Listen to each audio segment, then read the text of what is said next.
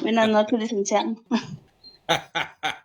Yulisa, esta vez nos echó una manita. Fíjese que Sheila le tocó hoy debutar en el primer tiempo y se seca un ¿Está poco bien? la garganta. ¿Nos puede ayudar? Sí, está. Ay, qué buena onda. Muchas Bueno, gracias. entonces, sí, muchas gracias, compañeros. Muy buenas noches. Vamos a dar inicio a nuestra clase. Estábamos concluyendo lo que era la estabilidad de precios, ¿verdad? Que entiendas el manejo de la inflación, tanto desde la perspectiva de los monetaristas o los cuantitativistas y también de los neo-keynesianos. Entonces, vamos a continuar en el entendido de que existe inflación por variación de precios y también existe inflación por exceso de liquidez por la política monetaria. Bien, entonces voy a proyectar y nuestra compañera Yulisa nos va a hacer el favor de la lectura del día de hoy. Vamos a ampliarlo, Yulisa. Nos vamos aquí para arriba. Bien, entonces, además de la aportación del monetarismo, sigamos. La aportación del monetarismo, existen otras explicaciones por el lado de la demanda que tratan de buscar la causa de la inflación en las antiguas fuentes del cuantitativismo. Su máximo representante es Milton Friedman, para quien la inflación es siempre y en todo lugar un fenómeno monetario y existe una regularidad empírica contrastable entre las modificaciones en la cantidad de dinero y el nivel general de los precios, lo cual es necesariamente cierto, puesto que ningún proceso inflacionario puede permanecer sin la existencia de abundancia de dinero que permita realizar el mismo volumen de transacciones económicas a unos precios mayores. Perdón, Yulisa, ¿qué opinan, colegas? ¿Qué opinan acerca de esto? ¿Qué pasó el año pasado y el antepasado con la inflación y que no fue de origen monetario? Contrasta con esta concepción, ¿verdad, colegas? Porque ahí nada pudo hacer el Banco Central para manejar la inflación. ¿Estamos de acuerdo? Bien, Correcto. sigamos, por favor. Sigamos. La polémica entre monetaristas y neokeynesianos ha dominado la literatura económica durante las últimas décadas, debido a la distinta consideración sobre la forma de la curva de oferta agregada, muy plana para los keynesianos y rígida para los monetaristas, pero además debe tomarse en consideración la distinción entre una oferta agregada vertical a largo plazo y la curva de síntesis de ambos planteamientos en el corto plazo. Keynes en su planteamiento original se refería a una situación donde el PIB real estaba muy lejos de su nivel potencial y Friedman, por el contrario, a un nivel de producción cercano al potencial o incluso superior.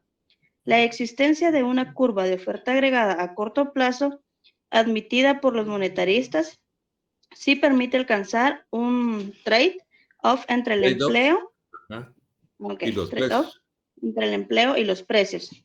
Aunque en el marco de una hipótesis aceleracionista de los precios, como veremos posteriormente, las principales conclusiones que se derivan para la política económica desde este enfoque monetarista pueden resumirse en los siguientes puntos: la reducción del activismo económico que presidió la época dorada del keynesianismo, la mínima intervención estatal en la economía, ya que el sistema de economía de libre mercado es el mejor asignador de recursos, y el mantenimiento de una política monetaria basada en el control de la cantidad de dinero en circulación.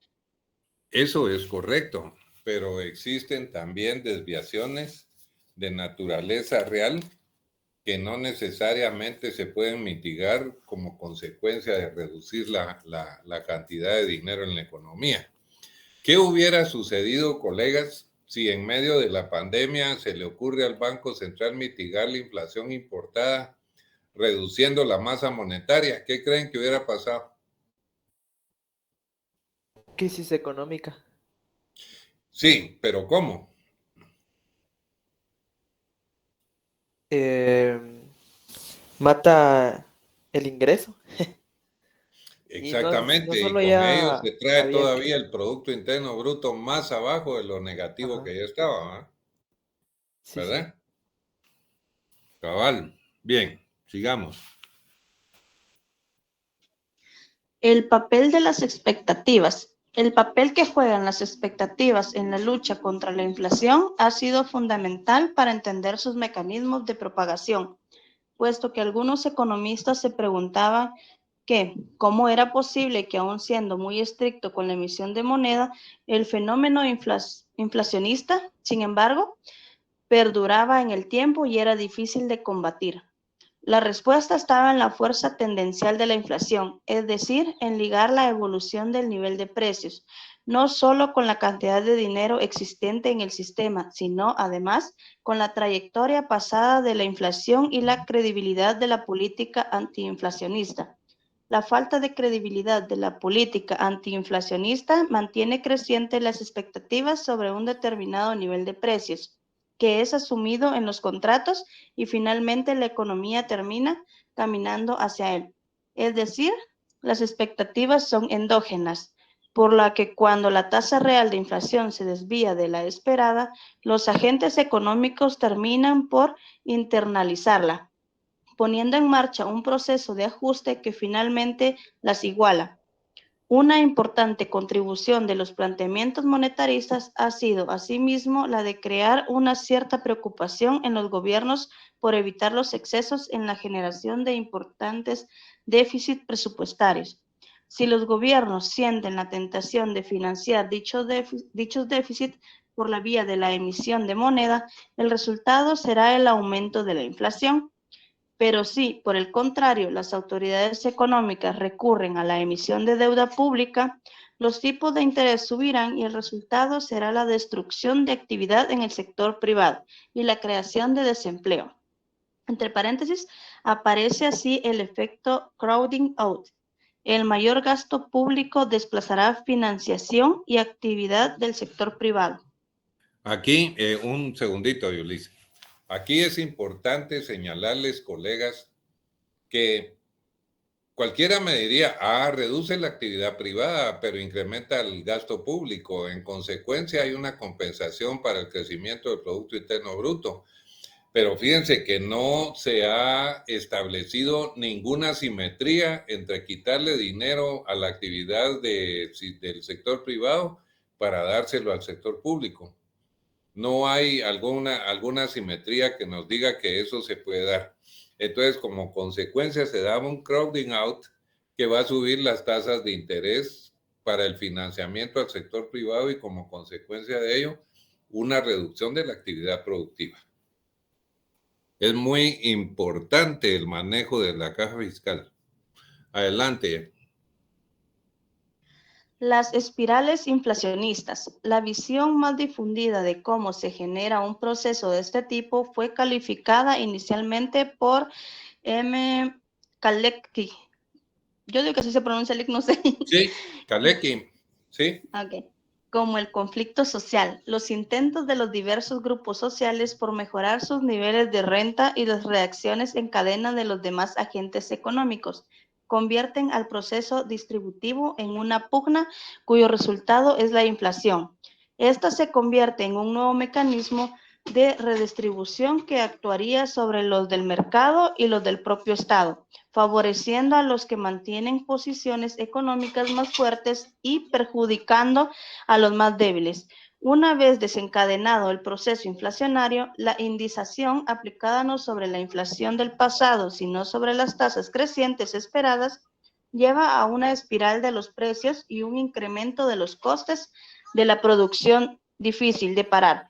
Algunos economistas acusan a salarios de ser los responsables de iniciar dicha espiral y algunos autores y políticos culpan directamente a los sindicatos de trabajadores. Unos sindicatos fuertes capaces de incrementar los salarios monetarios de forma continua provocarán que las empresas trasladen a los precios los incrementos en los costes de la producción. Estos autores ven a los sindicatos exactamente igual que un monopolio. Actualmente en el mercado de trabajo, que consiguen incrementos salariales por encima de la productividad laboral a base de confrontaciones y huelgas, pero para ello sea posible son necesarias dos condiciones: que los mercados no sean plenamente competitivos y que las autoridades monetarias validen esta dinámica acompasando el crecimiento de la cantidad de dinero en el sistema. De otra forma, el resultado sería la generación de desempleo y el proceso sería mucho más transitorio. Los sindicatos son acusados de preocuparse por las subidas salariales y no por los desocupados, constituyendo lo que se ha venido a llamar el triángulo incómodo, es decir, el difícil problema de conciliar el logro del pleno empleo y la estabilidad de precios con unos sindicatos fuertes. Todo incremento de los costes laborales unitarios, entre paréntesis CLU, significa un aumento de los costes de la producción y por tanto un desplazamiento de la curva de oferta agregada a corto plazo hacia arriba y a la izquierda. En los años 70, con unos gobiernos especialmente preocupados por el mantenimiento del pleno empleo, toda brecha recesiva se intentaba atajar mediante una política monetaria expansiva. Lo contrario significaba una apuesta de futuro, sin experiencia de cuán largo podría ser el proceso de desinflación y cuán costoso en empleo.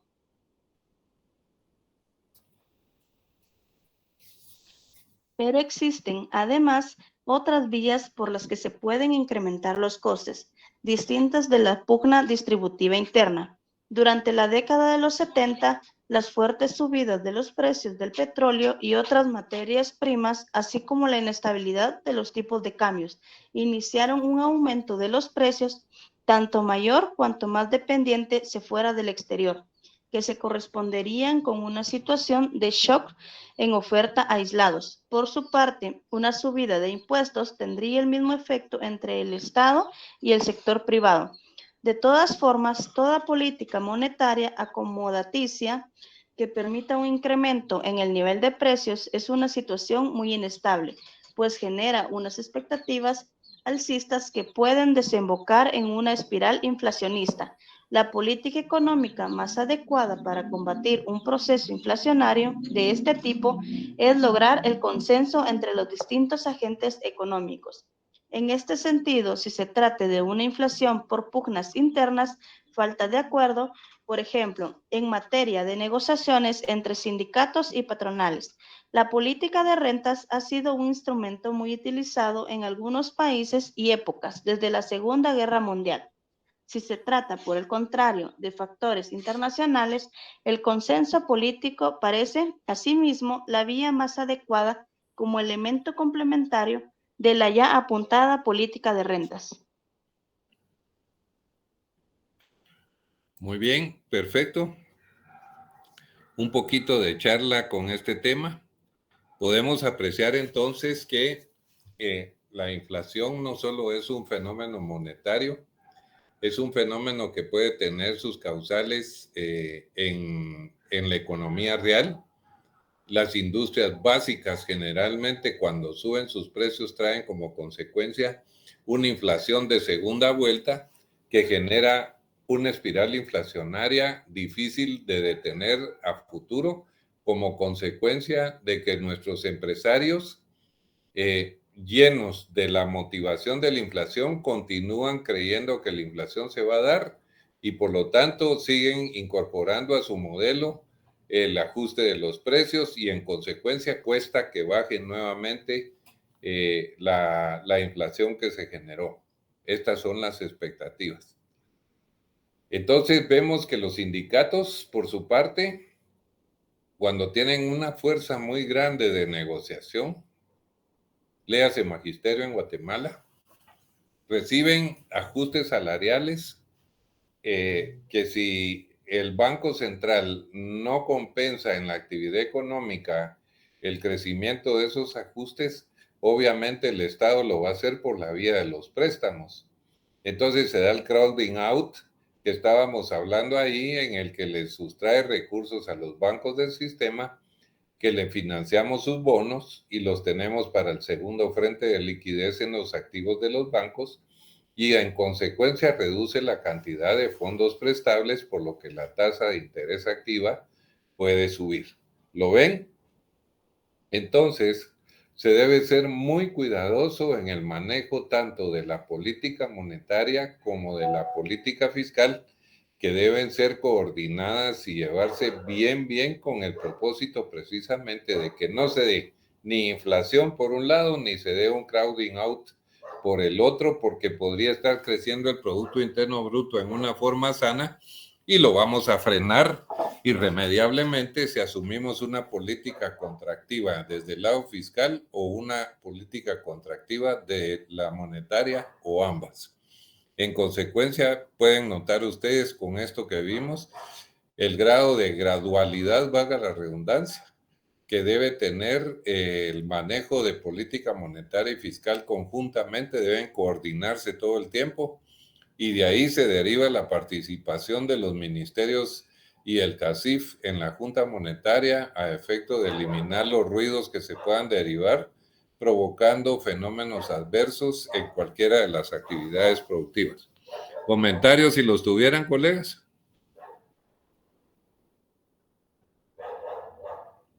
Por ejemplo, ¿qué tipo de inflación se generó? ¿Qué tipo de variación de precios se generó en el 2021 y 2022? Maco, por ejemplo.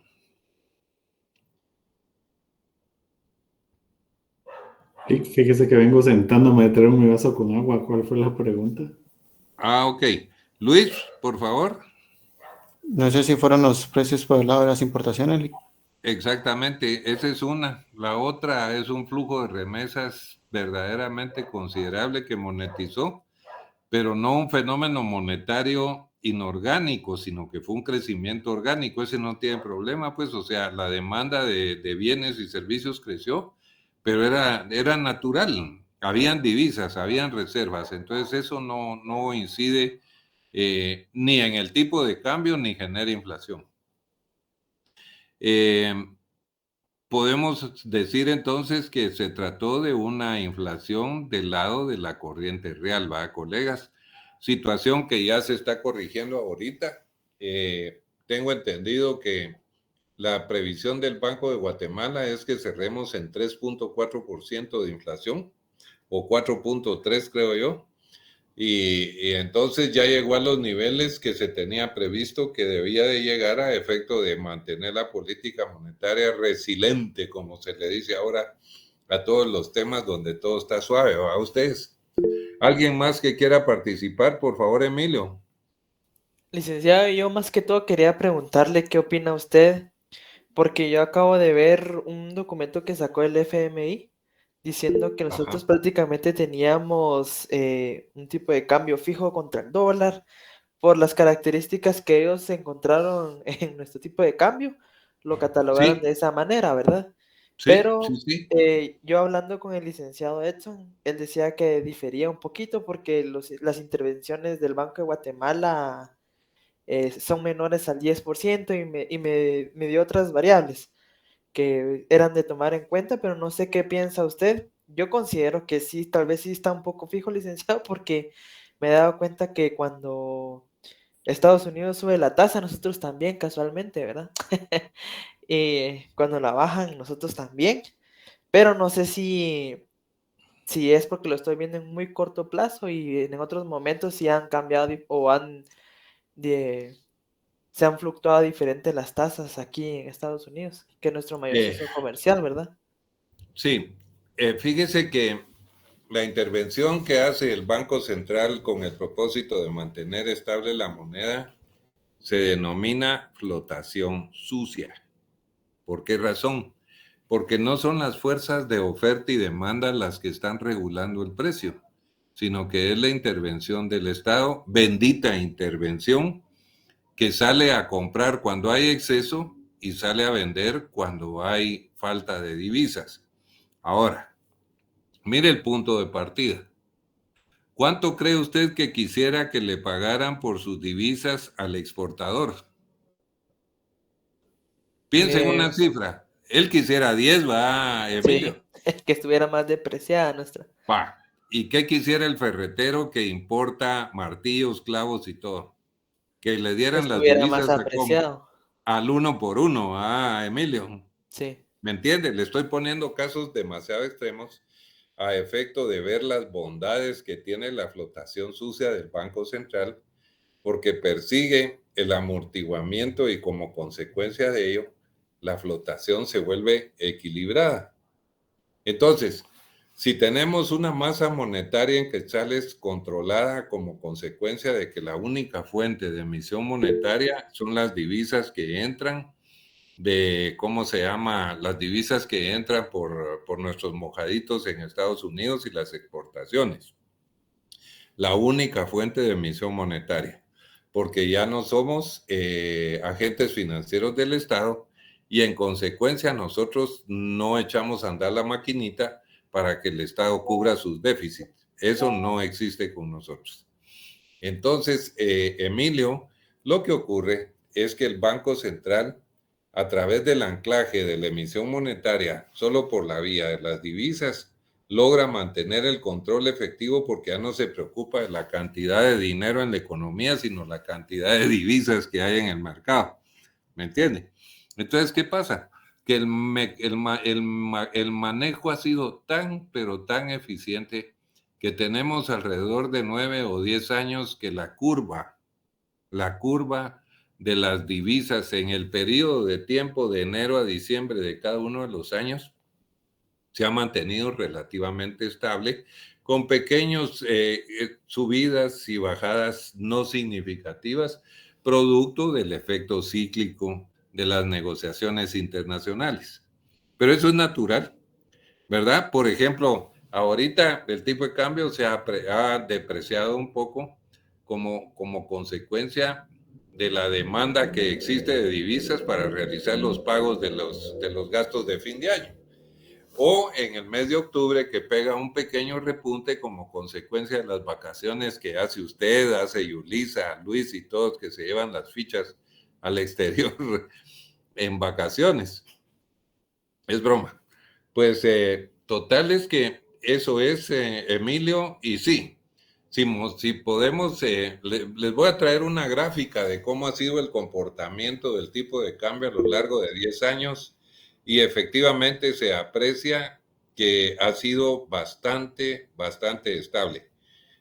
No sé si satisfago su pregunta, Emilio. Sí, muchas gracias, licenciado. Yo porque si teníamos una política, perdón, un tipo de cambio fijo, prácticamente no teníamos control de la política monetaria, ¿va? Entonces, hiciera lo que Exactamente. hiciera el banco, no importaba. Exactamente, Emilio, así es. Ancló lo que era lo que era propiamente en quetzales y lo ató solo a la monetización como consecuencia de las divisas que vienen. ¿Sí? Entonces estamos bien, ¿verdad? Porque hay respaldo monetario ahí en la balanza de pagos. Es parte del equilibrio externo que también lo vamos a ver más adelante. Por favor, William. Buenas noches, licenciado. Buenas noches, compañeros. Una dudita, Dick. Usted mencionó que la flotación sucia mantiene la estabilidad de cambio de moneda. Sí, correcto. Correcto. Gracias, Dick. Ok. Bien, ¿alguien más, colegas? Bien, entonces, como no hay preguntas, procedemos a... Este es el tema relacionado con el equilibrio, ¿cómo se llama? El tema inflacionario. Ahora vamos a entrar a ver lo que son prácticamente el desempleo y el empleo como parte del crecimiento y del desarrollo económico. Permítame un segundito, voy a proyectar.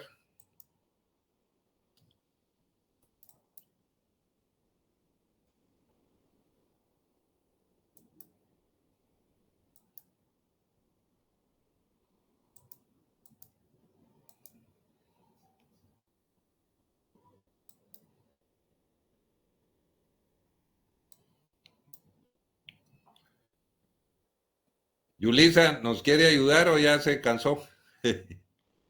Bien, ahí voy, Lick. Muchísimas gracias. Adelante. Bueno, el empleo, una perspectiva histórica. La estabilidad económica interna está referida básicamente a dos tipos de mercados, el de bienes y servicios y el de trabajo. En este último caso y en el contexto de las profundas peculiaridades que diferencian al mercado de trabajo, el objetivo del pleno empleo se encuentra determinado por la oferta y la demanda del mercado de trabajo. Lo mismo que la producción lo está por el de bienes y servicios. Hasta hace relativamente poco tiempo, en los países hoy industrializados y aún en buena parte de los subdesarrollados, el trabajo estaba ligado a la actividad agrícola y solo en menor medida a otras actividades como las artesanales, manufactureras y los servicios más tradicionales. Esto proporcionó a la humanidad durante siglos una situación de estancamiento económico, en la que no inquietaban tanto las fluctuaciones en el empleo como la aparición de catástrofes que afectaran a los niveles de bienestar de los individuos. La preocupación se centraba entonces más en analizar el crecimiento económico para evitar las situaciones de miseria que en el análisis del empleo, espérame que me perdí. En Sí, el que en el análisis del análisis empleo, del empleo, punto. Okay. En el mundo precapitalista, el hombre Ajá. nacía vinculado a algún tipo de actividad relacionada con la que ejercía su propia familia, pero con la aparición del capitalismo se pierde la seguridad en el trabajo. Por primera vez en la historia, la asignación factor trabajo no quedaba establecida de forma institucional, sino a través de su propio mercado. La oferta y la demanda de dicho mercado va a determinar su precio y su cuantía, es decir, el salario y los niveles de empleo y desempleo.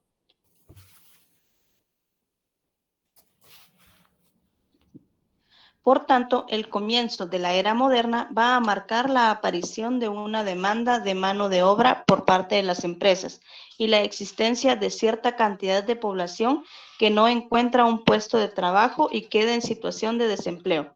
Durante el siglo XIX y primer tercio del siglo XX, el volumen de empleo normalmente aparece vinculado a las fluctuaciones cíclicas de la economía. En las épocas de expansión económica se incrementaba la producción y, por tanto, se demandaba un mayor número de horas trabajadas, lo cual determinaba un descenso del paro. Por el contrario, en las fases de recesión de la economía disminuía la producción y aumentaba el paro. En consecuencia, los conceptos de empleo y desempleo van a estar íntimamente unidos, y el paro, salvo en algunos periodos históricos limitados y en lugares determinados, va a convertirse en algo consustancial con el propio sistema capitalista. El problema del desempleo se convertirá en lo que Alan Blinder llamó la mayor debilidad del sistema de economía de mercado. Buena parte de los llamados economistas clásicos pensaron que la existencia de determinados volúmenes de desempleo era algo natural, contra lo que no se podía luchar. Por otra parte, la filosofía económico-social que precedía el planteamiento de la mayoría de los clásicos circunscribía la intervención estatal en materia económica a supuestos mínimos, pues el incremento del gasto público sería compensado por una disminución de igual cuantía en el gasto privado, con lo cual la actividad económica solo se desplazaría y no se crearía empleo adicional. La única solución frente al desempleo era esperar fases expansivas del ciclo económico y crear las condiciones para un mayor crecimiento, dejando que el mercado fuera el responsable último del ajuste entre la oferta y la demanda de trabajo. John Maynard Keynes fue quien demostró el error de algunos postulados clásicos y con él comienza una nueva era en cuanto al tratamiento del objetivo del pleno empleo, abriendo la puerta a la posibilidad de considerarlo como el objetivo fundamental de la política gubernamental, tal como recogió de las tesis de Mandeville, véase recuadro 6.1. Tras la crisis de 1929, el problema del paro se convirtió en un problema social extraordinariamente grave. Baste recordar las imágenes patéticas de las largas colas de parados ante las oficinas de empleo y a la espera de alguna ayuda alimentaria. La salida a estos altísimos volúmenes de desempleo que alcanzaron sus mayores cotas en los Estados Unidos y Alemania surge con la militarización de la economía alemana, unos años después de la llegada de los nazis al poder y con la entrada de los Estados Unidos en la Segunda Guerra Mundial. Aunque la pregunta que se hacía la mayor parte de los economistas era acerca de si cuando se acabara la guerra se volvería otra vez al paro masivo.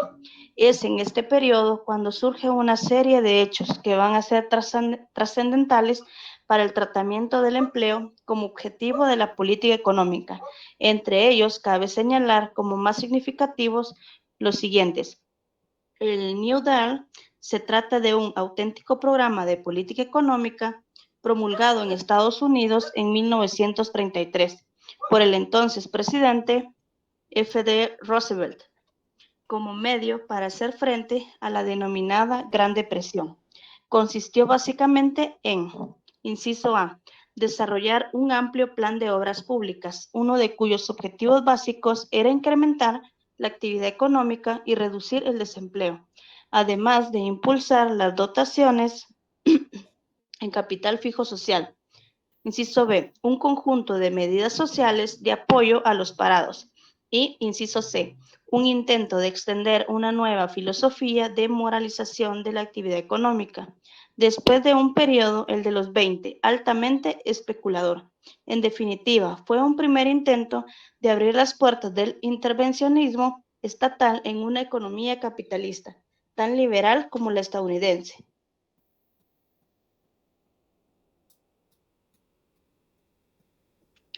La aparición de la teoría general de Keynes en 1936 contenía un análisis de las causas de dicha crisis y un tratado de medidas para salir de ella.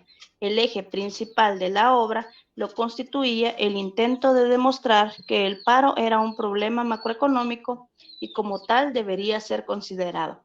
Según James Tobin, Premio Nobel de Economía en 1981, de esta obra se deriva un conjunto de enseñanzas sobre la Gran Depresión. Inciso A, que cuando millones de personas están en situación de desempleo, no es por sus características individuales, no es que sean vagos, improductivos o incapacitados. Lo que ocurre es tan solo que no existen los suficientes puestos de trabajo para absorber toda la oferta laboral. Inciso B, el paro masivo no significa que exista escasez de capital, de recursos naturales u otros factores productivos, ya que en las épocas de crisis económica está subocupados en términos generales los factores de producción. Inciso C, que tanto el desempleo como la subutilización de la capacidad productiva varían de forma inversamente proporcional a como lo hace la producción total y la renta real. Inciso D, las fluctuaciones a corto plazo de la producción, la ocupación y la utilización de la capacidad productiva se corresponden fundamentalmente con las fluctuaciones de la demanda agregada de bienes y servicios. La oferta agregada varía escasamente de un año a otro. Inciso E, la desocupación masiva no tiene su origen en el avance tecnológico. El cambio tecnológico desplaza a determinados trabajadores de sus antiguas ocupaciones, pero históricamente no ha cumplido un papel negativo. Por el contrario, ha posibilitado la mejora de la calidad de vida de la población. Inciso F. Las políticas económicas, monetarias y fiscales son los medios más poderosos para influir en la demanda global. Inciso G. Si se prescinde de la política económica, una democracia apenas dispone de medios con los que afrontar el paro. A los puntos anteriores hay que añadir, sin duda, que el paro es un auténtico problema social. No basta la existencia de seguros de desempleo, ni de mecanismos que garanticen la obtención de unos niveles mínimos de ingresos, para olvidarnos de la importancia de este objetivo macroeconómico. El paro de larga duración mina los cimientos sociales y aparta definitivamente de la oferta de mano de obra a muchos trabajadores que no se mantienen al día en su adiestramiento. Con posterioridad en el tiempo y como consecuencia del paro masivo generado por la crisis de los años 70, el término pleno empleo desaparece de los programas de política económica de los países occidentales, dado el gravísimo deterioro que la citada crisis ocasiona en los mercados de trabajo. Desde mediados de los años 70 hasta finales de los 80, pero con una continuidad del problema que alcanza hasta la crisis financiera y real desde el 2007. Padecen las economías occidentales. Hasta aquí hemos subrayado, aunque de forma muy sintética, la enorme preocupación por el logro de este objetivo y, por tanto, hemos utilizado repetidamente el término pleno empleo. Pero, ¿qué se entiende por pleno empleo? Significa que toda la población esté trabajando, que todo el que desea trabajar pueda hacerlo.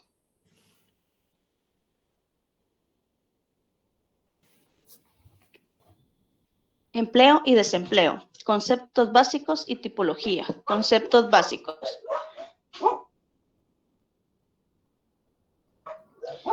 Alan Blinder expresaba ya este problema como 4 retos para la macroeconomía: definirlo, explicitarlo teórica y empíricamente y establecer una política económica para conseguirlo.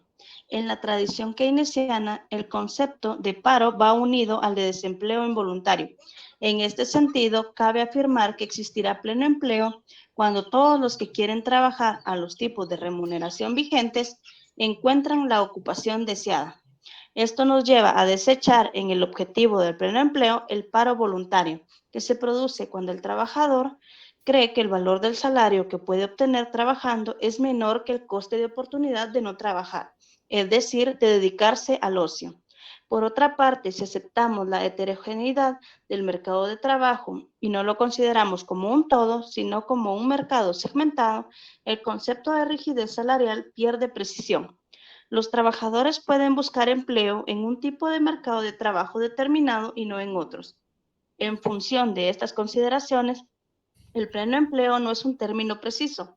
No significa que todo el mundo trabaje, sino que podríamos aproximarnos a él enfocándolo como una utilización óptima de los recursos humanos y de las capacidades productivas. En un cierto estadio de la técnica, otra importante cuestión a plantearnos sería la siguiente: tenemos que aceptar, por motivos que posteriormente veremos, la existencia de una cierta tasa de desempleo. Y si es así, ¿dónde se sitúa el límite en el que el nivel de paro es aún compatible con el pleno empleo? Lord Beveridge, no sé si se pronuncia así, ¿Sí? en su histórico libro blanco, señaló ese límite en el 3%, pero hoy día podemos afirmar, claro, sin generalizable, el desempleo de una economía es siempre el resultado, la suma de una serie de componentes de diverso origen que conviene examinar. Tipos de desempleo.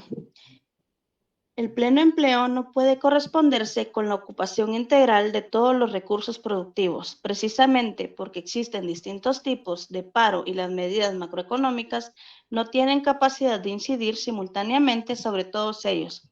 La existencia de diversos tipos de desempleo tampoco significa que tengamos que catalogar el volumen de desempleados de un país exclusivamente en uno de ellos. Lo normal es que el desempleo conviva con toda clase de situaciones. En consecuencia, es interesante diferenciar sus posibles componentes, porque las soluciones habrán de ser distintas según las causas que lo determinen. El Comité Económico Conjunto del Congreso Estadounidense, Unemployment Terminology Measurement Analysis. Gracias, Lee. Popularizó una clasificación del desempleo en 4 tipos que vamos a seguir aquí. Inciso A, el desempleo estructural, de forma muy amplia, puede afirmarse que es aquel que subsiste en el tiempo en ciertas regiones y o ramas de actividad como consecuencia de su inadecuada estructura macroeconómica. La causa principal del mismo es la existencia de actividades productivas en regresión, cuyo peso en el conjunto de la actividad económica global determinará, asimismo, el mayor o menor volumen de este tipo de desempleo. Según Robert Gordon, el desempleo estructural supone casi siempre: 1. La existencia de sectores concretos de la población activa cuyos miembros no pueden fácil y rápidamente cambiarse a otros sectores o lugares en busca de trabajo. 2. En los sectores con una movilidad deficiente es mayor el número de parados que el de puestos vacantes. por lo cual en esos sectores las tasas de paro son más elevadas que en el resto de la economía nacional. Además, son tasas que tienden a mantenerse en el tiempo. 3. La insuficiente demanda de trabajo se debe especialmente a 3 razones. Inciso I. Al cambio tecnológico o a los cambios en la demanda. 2.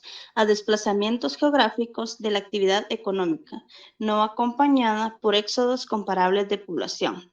Entre paréntesis, por ejemplo, la regresión de las actividades agrarias y los problemas que deben confrontar muchas de las zonas rurales. Y 3. A la afluencia masiva de personas a determinadas zonas geográficas a un ritmo mayor que el de la creación de puestos de trabajo.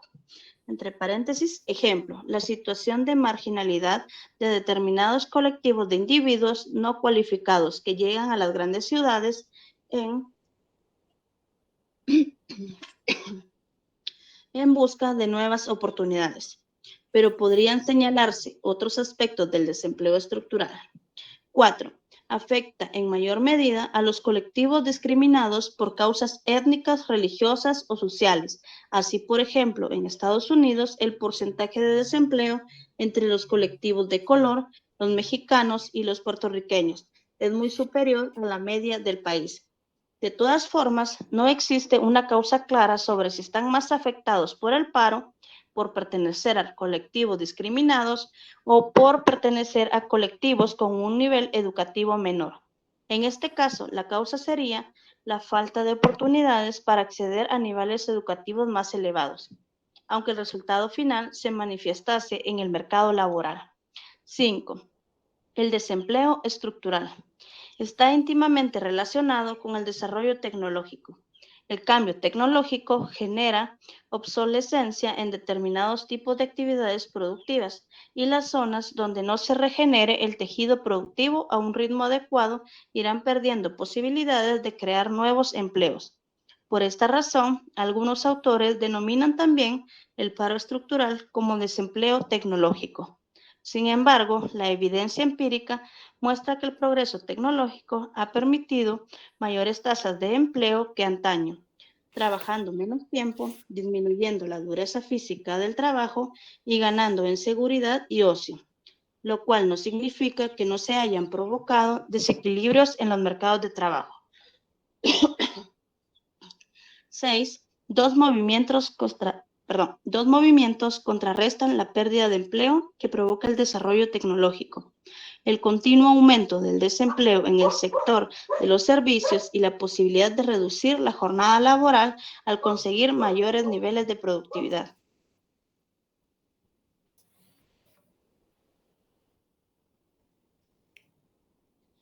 La política económica posible frente a este tipo de paro parece que debe orientarse al fomento de los programas de formación y reconversión profesional, junto con políticas de incentivos que estimulen el establecimiento de nuevas actividades productivas con futuro. Inciso B. El desempleo friccional. La evolución tecnológica y los cambios en la demanda provocan una continua rotación en el empleo y existe siempre una masa flotante de personas que han dejado o perdido su antiguo empleo y esperan uno nuevo. Este volumen de personas representa un determinado porcentaje de la población activa que llamamos desempleo friccional. La tasa de paro friccional es mayor cuanto más elevada sea la rotación en el empleo, lo cual depende de las circunstancias socioculturales de cada país. Por otra parte, la elevación de los niveles educativos y algunos cambios sociales que se han producido en los países más desarrollados hacen que cada día sea más difícil que una persona acabe su vida activa en el mismo empleo en que la inició.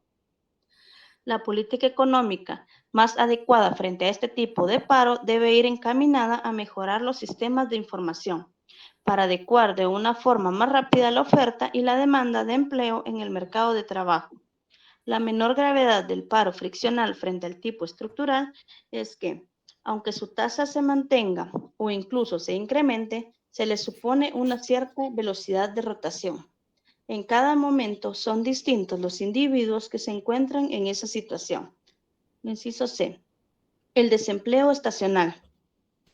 De todos es conocido que existen actividades que por las características de su producción solo requieren mano de obra en determinadas épocas del año. Los ejemplos más significativos son los de la agricultura de monocultivo en los países poco desarrollados, donde una vez cubiertas las fases de siembra y de recolección cesa el trabajo, y el caso del turismo de masas, en el que tras las fases de vacaciones y de buenas temperaturas la actividad cae. Algunos establecimientos cierran y la mayoría disminuye sustancialmente la demanda de empleo, pero existen también otros posibles casos en la industria agroalimentaria.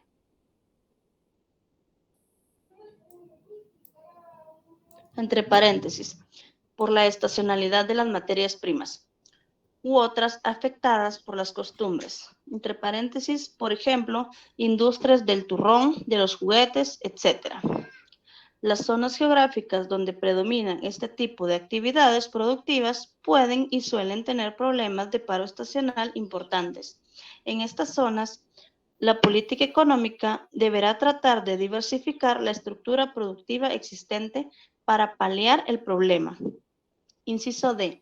El desempleo cíclico es el que caracteriza el paro de las épocas de crisis económicas y se manifiesta en el corto plazo.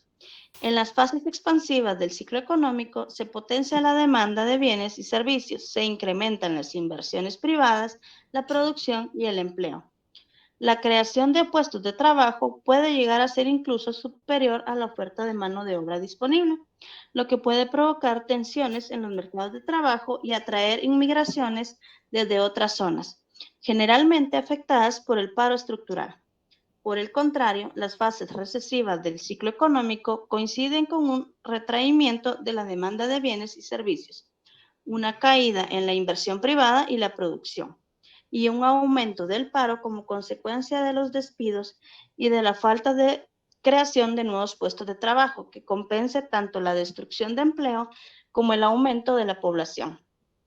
En estos periodos, los trabajadores que pierden su puesto de trabajo tienen que acogerse a los subsidios de desempleo y esperar una fase más propicia del ciclo económico. Al estar muy ligado a la coyuntura económica, este tipo de desempleo también suele denominarse paro coyuntural o paro masivo en los casos de grandes crisis económicas. Al igual que en el desempleo estructural, el número de individuos en paro es muy superior a los puestos de trabajo vacantes. Pero en el caso del desempleo cíclico, el problema suele ser solo temporal, ya que tras las fases de depresión se producen con mayor o menor retraso, otras de reactivación y de expansión, mientras que en las áreas con desempleo estructural el problema tiende a perdurar en el tiempo.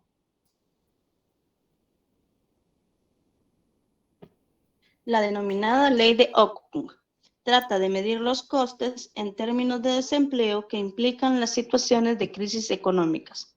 Esta ley, referida esencialmente al caso estadounidense, establece que por cada 2 puntos de descenso del crecimiento del PIB en relación con el potencial, el desempleo aumenta 1 punto, o lo que es lo mismo que en una situación de desempleo cíclico donde la tasa de crecimiento real está por debajo de la potencial. Por cada punto de incremento del PIB, el desempleo descenderá en torno a medio punto. Esta relación empírica entre las tasas de crecimiento del producto y la tasa de desempleo puede servir de guía a la política económica. Siempre que podamos determinar la tasa de crecimiento potencial de la economía y compararla con la tasa de crecimiento real, nos aproximaremos a la tasa de desempleo que tendremos como consecuencia de los factores cíclicos.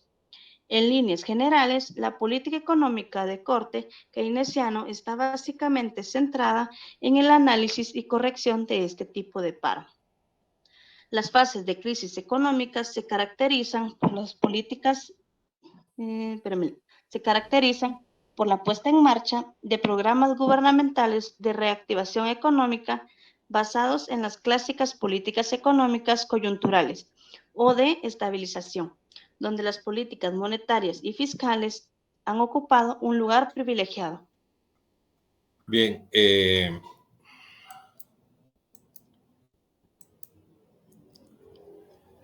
Sheila, nos estamos quedando en la diapositiva número 12. Muy bien, licenciado. Sí, ahora platiquemos 5 minutos. ¿Qué tipo de paro tenemos nosotros en el área rural? La que mencionaba de monocultivo, licenciado, pero es que estuvo algo pesadita la lectura. Sí, correcto. Es un paro estacional, ¿va, colega? Así es. Generalmente la carga es del mes de noviembre al mes de junio, porque son las épocas en las que viene la zafra del azúcar, vienen las de corte de café, vienen todas las exportaciones de naturaleza agropecuaria.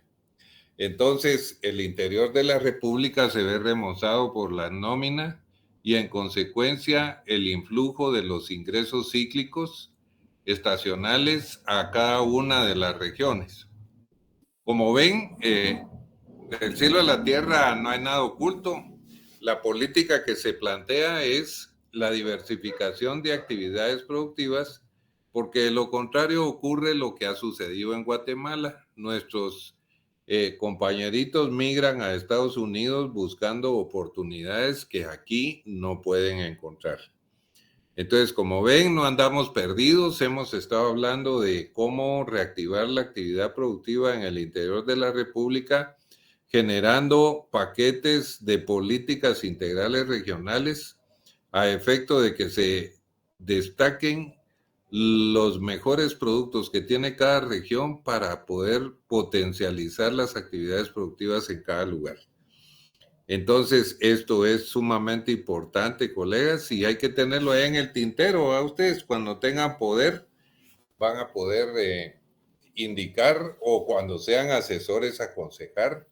Pero precisamente esa es la labor del economista. A ustedes preocuparse precisamente por el manejo de todas estas variables en forma integral, por supuesto, porque hay actividades como, por ejemplo, los bonos que quería dar doña Sandrita, que sin duda alguna tienen su efecto positivo, ¿verdad? Ustedes, pero no resuelve en el largo plazo la situación complicada del área rural, porque no mejora los sistemas de producción, ni hay mejoramiento de actividades productivas, ni se elimina la estacionalidad, etcétera, etcétera, etcétera. Si alguno de ustedes quiere hacer un comentario, le cedo la palabra, por favor.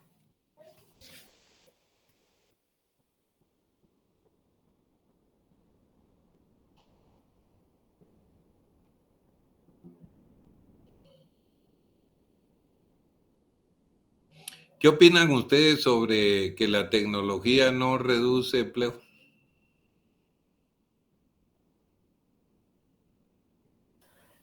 Buenas noches, licenciado. Yo considero que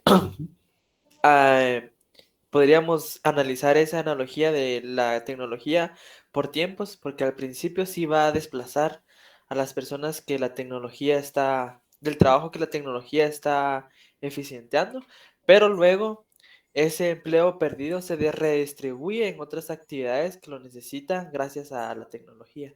O en teoría sí debería pasar. Sí, debiéramos entonces no ser simplistas ni ¿cómo se llama? Totalitarios, ¿verdad, Emilio? Sino hacer el estudio de cómo ha sucedido en otros países que han iniciado su proceso de automatización.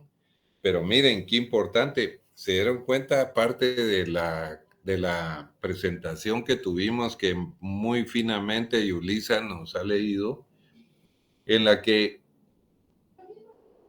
ustedes pudieron tipificar a los países subdesarrollados exactamente como ahí los estaban señalando, indicando que no había crecimiento y que hubo un retraso, pero verdaderamente tremendo. ¿A ustedes? Yo así es como lo veo, siento como que nosotros con relación a México estamos como 50 años y con Estados Unidos 100, ¿va? Precisamente porque las actividades productivas son como se plantean ahí, como lo indicaron. Entonces, como ven, hay un caldo de cultivo ahí donde podemos hacer muchas cosas interesantes todavía por nuestro país. ¿Alguien que quiera opinar algo? Sheila, ¿se puede quedar cuando se vayan todos, por favor? Elic. Sí, William. Lo que pasa es que la tecnología es más del área urbana que rural. Es correcto, pero conforme se va generando el desarrollo en el interior de la República, se va empatando con las regiones más sofisticadas, William. Al menos teóricamente es lo que se desearía, ¿verdad? Porque no vamos a esperar que Huehuetenango, que todos esos países permanezcan como están, ¿verdad? Por favor, Emilio. Buenas tardes, licenciado. Yo difiero un poquito con eso porque en lo rural, tal vez en este caso de Guatemala no se da, pero bien se puede implementar mucha tecnología. Correcto. Que no venga acá y no, no tengamos conocimiento de ella es otra cosa, ¿vas? Es Es otro correcto. tema a tomar, pero sí ha habido, incluso los cultivos de países desarrollados son mucho mejores que los nuestros por la misma tecnología, ¿verdad? Pues yo diría que se quiera hacer, sí, pero todavía no se aplica la tecnología en el área rural. Que si quisiera hacer fuera otra cosa. Fíjese, William, que sí hay ciertos gremios que han ido tecnificando más su producción, como el sector azucarero, por ejemplo. Ya ve que ellos tienen su propio lugar donde hacen sus experimentos de variedades, factores climatológicos, ambientales, etcétera, etcétera, con el propósito de mejorar el rendimiento de la caña, así como el estudio también de transporte, de costos, de fletes, de acarreos, la dieta mínima de los trabajadores.